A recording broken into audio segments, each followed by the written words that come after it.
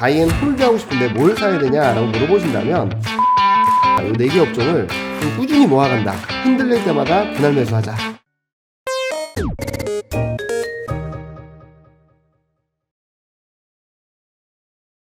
안녕하세요. 자이언트 앤드류입니다. 이제 이경민의 픽 무엇이든 물어보세요. 진행해보도록 하겠습니다.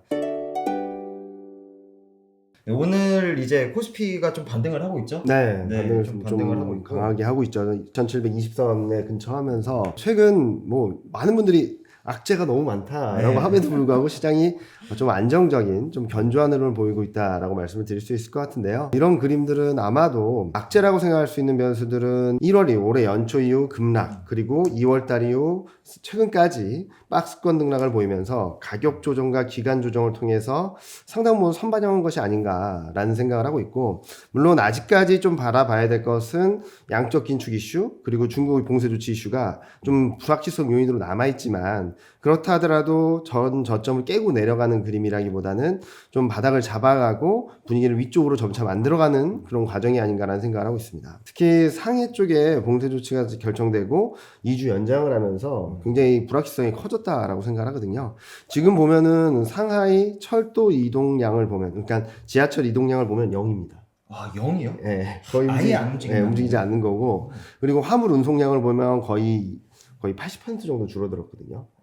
그 정도로 거의 봉쇄 조치가 굉장히 타이트하게 이루어지고 있어서, 어제 같은 경우는 중국 경제 지표들이 예상보다 좀 좋게 나왔지만, 앞으로는 중국 경기 불안 심리가 조금은 시장을 출렁이게 만들 수 있다라고 생각하고 있고요. 그런데 여기서 생각해 봐야 될 것은 이 봉쇄 조치가 1년, 2년, 3년 가는 건 아닐 거라는 거죠. 그렇죠. 그리고 또 하나는 중국이 지금 경기가 되게 불안하고 부진하다 보니까 유동성 공급이라든지 지준율이나 금리 인하 같이 금융 정책으로서 좀 완화적인 정책을 펼쳐가고 있고요.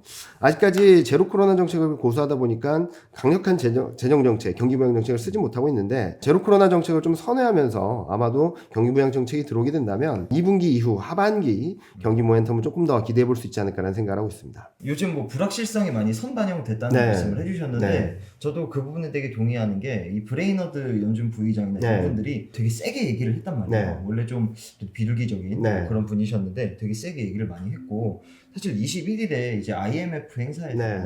라가르드 ECB 총리랑 이제 그 제롬 파월 연준 네. 의장이 만나서 또 패널로 활동을 한다고 해요. 네. 근데 그게 제가 알기로는 5월 FOMC 전 마지막 공식 이제 행사죠. 네. 행사로 알고 있는데, 그런 데서 나오는 발언들이 또 국내 증시에도 영향을 줄 수가 있을까요? 일단 IMF에서는 올해 GDP 성장률 전망을 굉장히 많이 하향 조정했어요. 그런 상황에서 어떤 코멘트를 할까 예상을 하기는 좀 어렵습니다. 그런데 아마도 파월 연준 의장이 3월 FOMC 이후 기자회견을 했던 내용들을 본다면 긴축에 대한 발언을 하면서 한편으로는 그래도 경기가 괜찮다라는 시그널을 던져주지 않을까라는 생각을 하고 있는데요.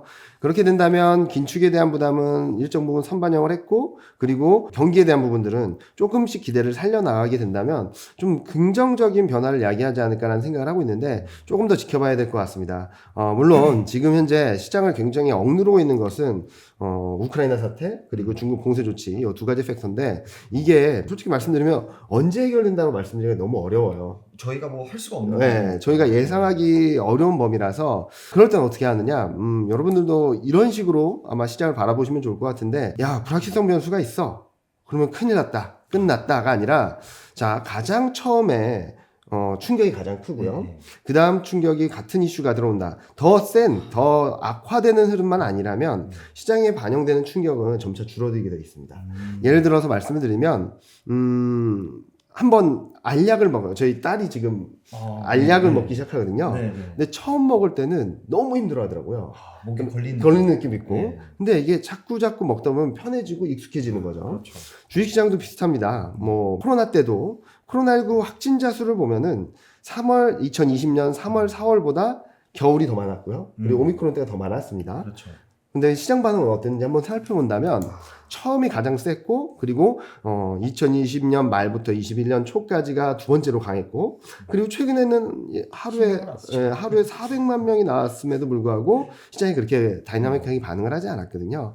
이처럼 우크라이나 사태나 중국 봉쇄 조치가 지금보다 더 나빠지는 상황으로 가지 않는다면 시장에 미치는 영향력은 점차 완화될 거다. 처음 세게 반영을 하고 그 다음엔 점차 반영도가 낮아질 거다라고 생각을 해서 본다면 지금 상황에서는 출렁임은 분명히 있을 수 있습니다. 왜냐면은 우크라이나 사태가 잘 해결될 거야 라는 기대감들도 있었고 그렇죠. 그리고 봉쇄 조치가 빨리 정리될 거야 라는 기대감도 있었기 때문에 기대감에 앞서갔던 게 되돌리는 과정은 있을 수 있어도 시장이 충격을 받거나 그 전보다 더 강한 임팩트가 있는 그런 그림으로는 보기 어렵다라는 생각을 하고 있습니다. 네, 김민영님께서 질문을 주셨던 게 그 반도체 섹터 말고 이제 뭐 2차 전지주나 뭐 엔솔이나 뭐 SDI나 이런 쪽이 있겠죠. 등락이 좀 심하고 한데 반도체는 좀 잔잔하게 가고 있잖아요. 요즘 그런 좀 투자할 만한 종목이나 섹터 좀 주목해야 될 것 어디가 있을까요? 저는 지금 시점에서는 계속적으로 좀 당분간은 순환매가 있을 것 같아요. 네. 많이 덜 오른 것은 오르고 많이 오른 것은 좀 조정받고 이런 왔다 갔다 하는 등락이 계속적으로 반복될 것 같은데 그런 차원에서 지금 바라볼 것은 반도체와 인터넷 쪽이다라고 생각을 하고 있고요. 그리고 최근 전 2차 전지나 자동차도 되게 좋게 보고 있는데 최근 반등이 좀 세게 나왔던 업종들은 좀 비중을 줄이고 말씀하셨던 것처럼 안 되는 종목들은 계속 안 될 것 같고 가는 종목은 계속 갈 것 같은데 당분간은 그 반대로 해야 될 것 같아요. 잘 간 애들은 좀 비중을 줄이고 못 간 애들은 비중을 늘리고 오늘 같은 경우도 반도체가 또 굉장히 강한 반등을 하고 있거든요. 어제 오늘 맞아요, 이틀 맞아요. 연속 이런 순환매가 계속 왔다 갔다 할 수밖에 없는 상황이라서 지금 현재 시점에서는 좀 역발상으로 많이 오른 건 좀 줄이고 좀 떨어져 있는 건 사고 그리고 또 거꾸로 되겠죠. 이게 좀 많이 오르고 또 올랐던 건 좀 조정받고 그러면 또 반대로 얘는 줄이고 얘는 사고 이런 식으로 계속 왔다 갔다 하신다면 이 국면에서는 좀 수익률을 좀 플러스 알파 수익률 내실 수 있다라고 말씀드리고 있고요.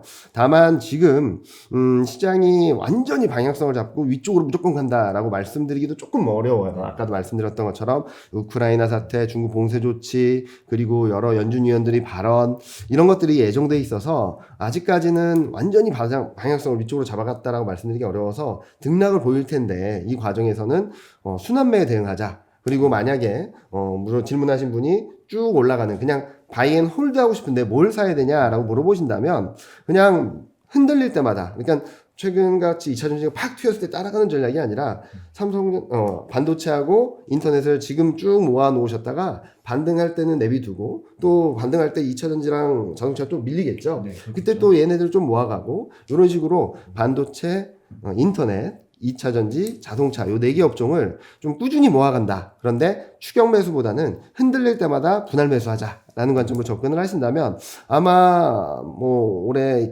여름이 오기 전에 한번 수익의 기회가 있을 거고 그리고 연말까지도 충분한 수익의 기회가 있을 거다라고 생각을 하고 있습니다.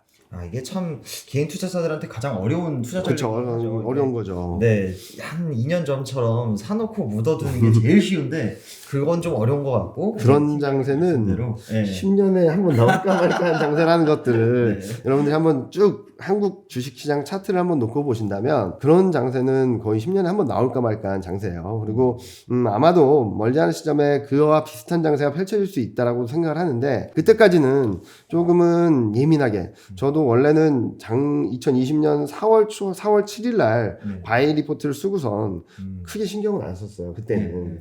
근데 지금은 되게 예민하게 뭐 월간 전망이라든지 뭐 이런 것들을 쓰고 있거든요. 그렇게 쓰는 이유는 지금은 굉장히 짧게 대응해야 되는 상황이라서 조금은 여러 가지 변수들을 놓고 좀 확인하면서 대응하자는 말씀 드리고 싶습니다. 경기 침체, 경기 둔화 이런 것에 대한 좀 얘기들이 좀 많이 나오고 있는데 하반기에 이제 반도체 전고점을 넘을 거라고 말씀해주신 전망에 혹시 변화가 있는지? 하반기 반도체가 전고점을 넘을 거라는 얘기는 실적이 작년 고점을 넘는다라는 말씀을 드린 거고 네. 아마 주가가 올라가기 위해서는 저는 그런 기대감을 갖고는 있는데 그 시점이 올해 하반기보다는 내년일 가능성이 좀 높지 않을까라는 생각을 하고 있고 분명히 올라갈 겁니다.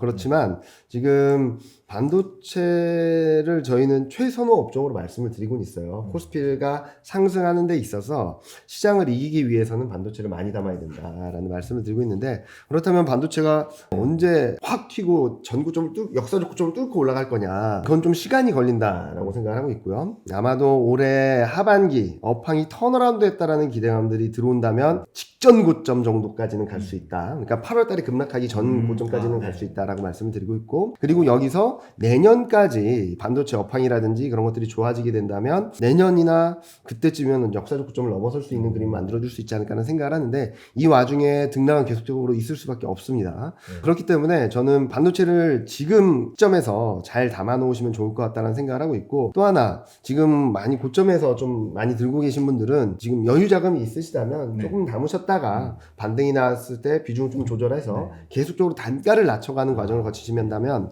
전체적인 포트폴리오에서 반도체 업종이 플러스 반전하는 시점을 좀 앞당길 수 있지 않을까라는 생각을 하고 있습니다. 네, 속된 말로 물타기죠. 물타기는 제가 권하지는 않는데 무슨 말씀을 드리냐면 지금 현재 시점에서 그만큼 반도체 주가가 낮아져 있다.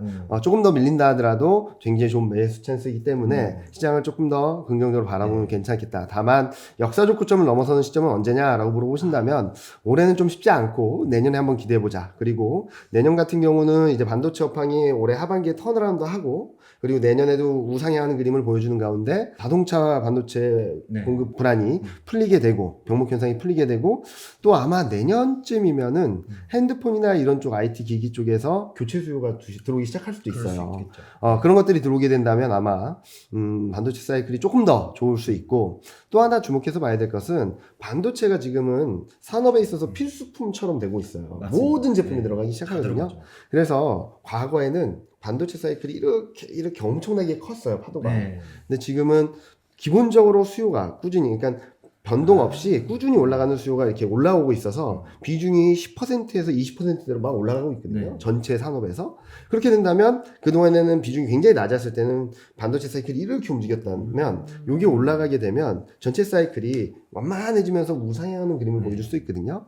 이런 것들에 대한 기대감들이 들어온다면 아마 내년쯤에는 한번 역사적 고점을 넘어서는 것들을 기대해봐도 좋지 않을까라는 생각을 하고 있습니다. 옛날에도 저도 반도체를 봤을 때는 약간 그 인터넷 기업들 미국에 있는 구글이나 이런 데서 서버 설비 투자할 맞습니다. 때 올라갔다가 데이터 센서 설비할 때 올라갔다 투자 안 할 때 내려가다 이런 사이클이 좀 있었는데 그 팀장님 말씀대로 요즘 너무 안 들어가는 곳이 없으니까 맞습니다. 이제 꾸준히 약간 뭐 등락은 있어도 상향하는 그림이 좀 그려지는 것 같고 IT 기기 교체 수요도 저도 너무 공감이 되는 부분이 2020년, 21년에 코로나로 스마트폰 이런 거 바꾼 사람이 많잖아요. 많죠. 근데 일반적으로 그런 IT 기기 교체가 3년 정도 2년은 핸드폰은 2년 좀 넘고 뭐 노트북이나 PC나 이런 쪽은 3년, 4년 정도로 생각을 하는데 그런 것들이 2023, 4년 정도 되겠네요. 그쪽에 들어올 수 있어서 그런 기대감들이 들어오게 된다면 실적에 대한 기대감들이 눈높이가 높아질 수 있거든요. 자, 그러면은 왜 이 사이클이나 이런 것들에 대해서 좀 관심을 가져야 되냐면은 작년에 실적만 놓고 본다면 반도체는 주가가 빠져서는 안 돼요. 그렇죠. 근데 올해 실적이 올해 1분기, 2분기 하반기까지 실적이 안 좋을 거다라는 전망이 빵 터지니까 이제 8월 달부터 급락을 한 거잖아요. 그러니까 향후 전망이 어떻게 되느냐. 낮아진 눈높이를 더 낮출 것이냐, 높아진 눈높이를 더 높일 것이냐, 요게 시장의 주가 흐름들을 더 탄력적으로 만들어줄 수 있는 그림이다라고 생각을 하고 있습니다. 네, 나도 송트님께서 인터넷도 사실 좀 좋게 보시는 섹터잖아요. 뭐 네이버도 있고 카카오도 있고 되게 개미들도 많이 투자하고 있는 섹터인데 인터넷주는 좀 좋게 보시는 그런 요인들 같은 게 어떤 게 있으실까요? 인터넷주라고 한다면은 여러 가지가 있겠죠. 게임이 있고 인터넷 그렇죠. 포탈이 있겠고. 근데 저는 포탈 쪽을 좀 더 좋아하고요.